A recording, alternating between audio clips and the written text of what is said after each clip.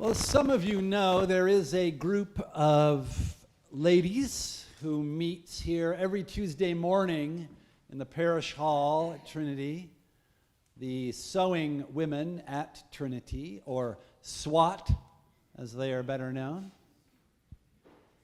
And they sew quilts and various other kinds of handcrafted items and make mincemeat. Not sure what that has to do with sewing, but anyway, it's a long-standing tradition that SWAT also makes mincemeat, and they sell the mincemeat and the quilts and other things at an annual holiday bazaar, and they give the proceeds to charitable causes in the community. And they also gather occasionally for tea. And I've heard it said from more than one source that this gathering for tea is where you want to go if you want to really know what's going on at Trinity.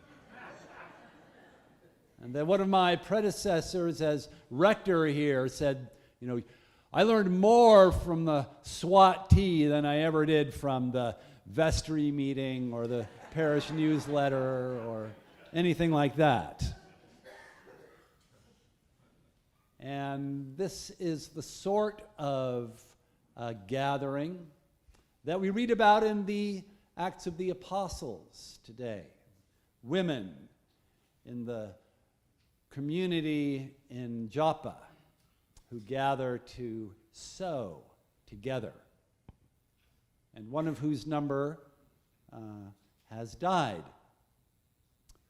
Tabitha, also known as Dorcas in Greek, and both of those words mean gazelle.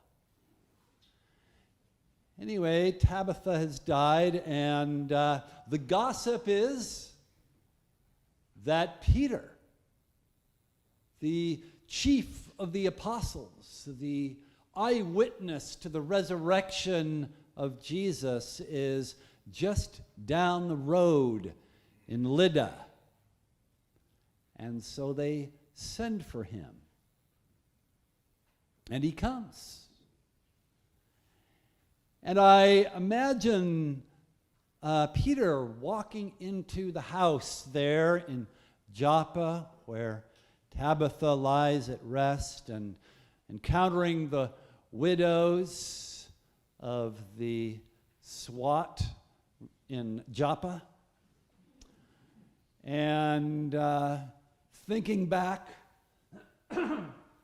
to an episode that's recounted in all of the synoptic gospels of Matthew, Mark, and Luke, of how Jesus went into the home of the leader of the synagogue in Caesarea, a man named Jairus, who came to meet him as he was getting off the boat from crossing the Sea of Galilee to the other side. And Jairus fell at his knees and pled with Jesus to come and heal his little daughter, his 12-year-old girl who was very, very sick. And Jesus went, and there's another whole thing that happens on the way, as you might remember, with a woman who had a hemorrhage that would not dry up. But anyway, they get to Jairus' house, and everybody is weeping, and Jesus sends everybody outside, just as Peter sends everybody outside. All the mourners there in Tabitha's house. And Jesus took Peter and James and John with him into the room where the little girl lay dead,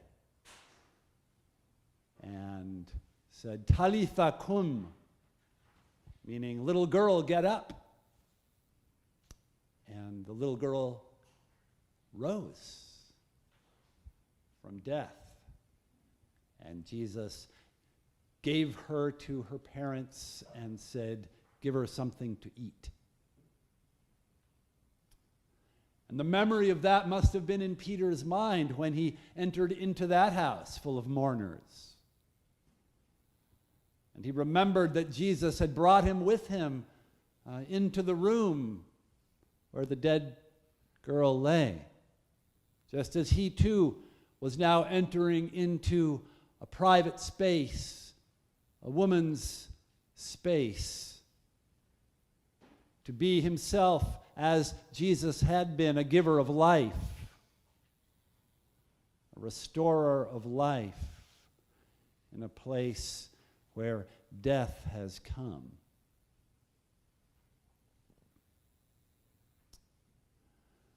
And this is our charge as those who have received from Jesus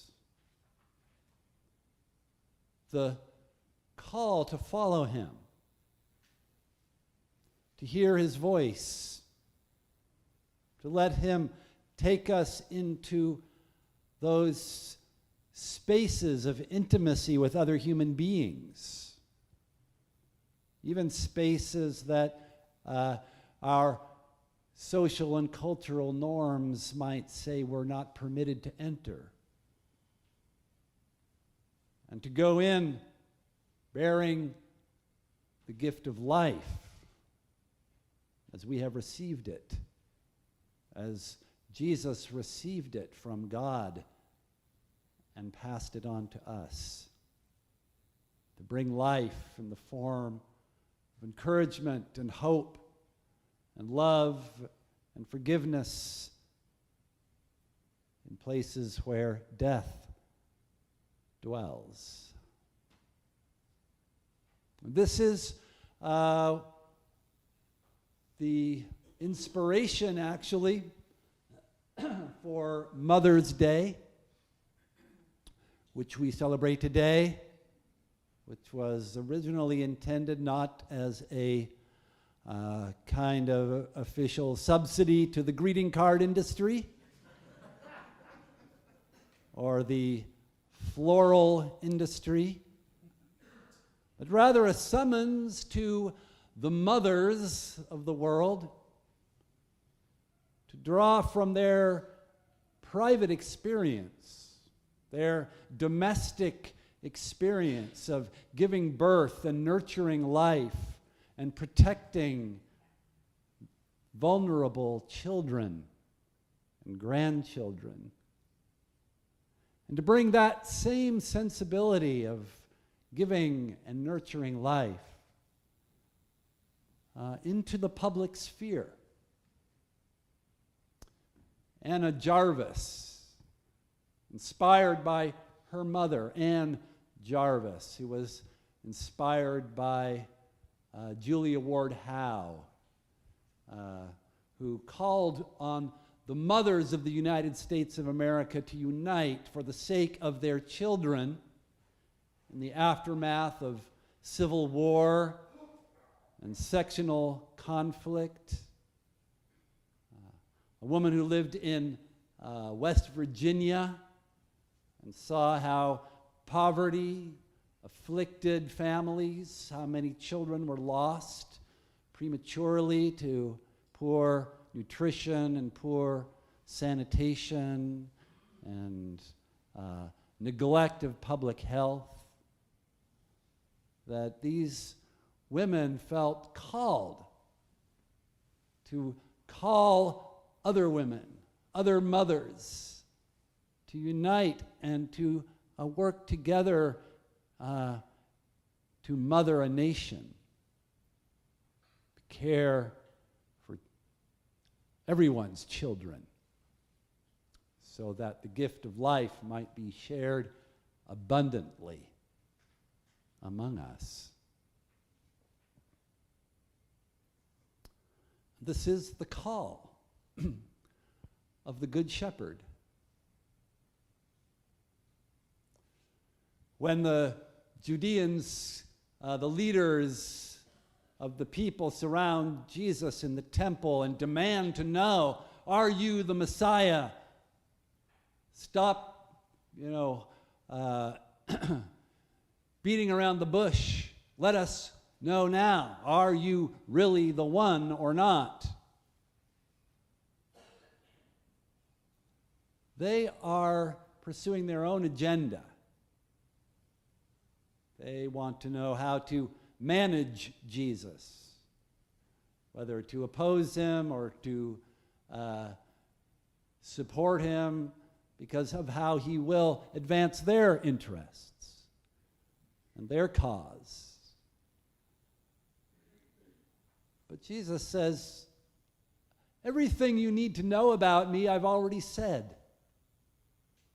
I've already displayed through my actions of healing and of giving sight to those who cannot see, enabling those who cannot walk to do so, even raising the dead to life.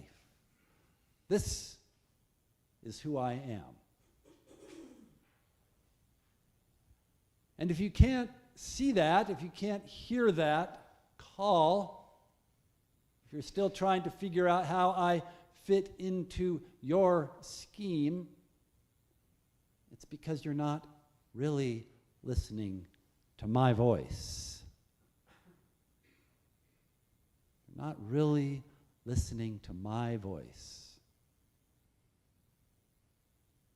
which is a voice that knows you. You don't know me because you don't allow me to know you.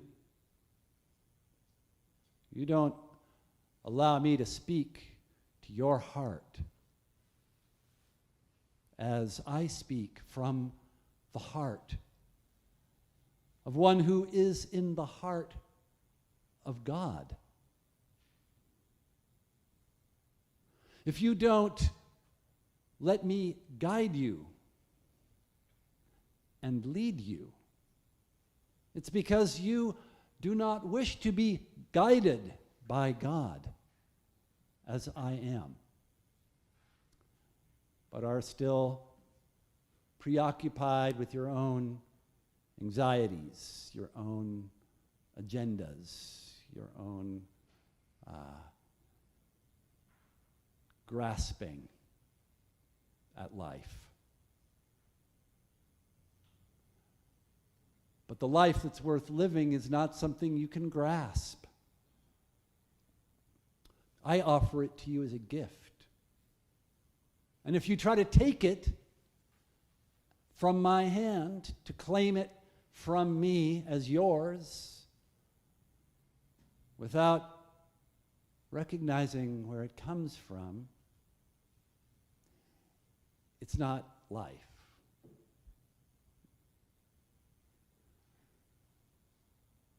But the life I have received from the source of life. That's a gift that just keeps coming. So listen to my voice and trust me. Accept my guidance and follow me. And take what I have to give, because there is nothing greater than God's love for you. There is nothing greater than the life that God wishes to give you. And I know, because I received it and I laid it down for you. I laid it down out of love for you, and I suffered death.